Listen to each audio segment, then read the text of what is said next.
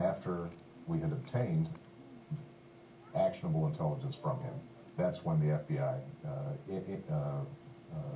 the FBI folks on the ground then read him his Miranda rights. But keep in mind, Richard Reed was read his Miranda rights 5 minutes after he was arrested. Under the previous administration, some of the same critics of our approach have been employing this policy for years. Having said that, should the practice of reading suspected terrorists their Miranda rights be reviewed? Absolutely, everything should be reviewed. And what we've done is we've said, let's have the best interrogators around.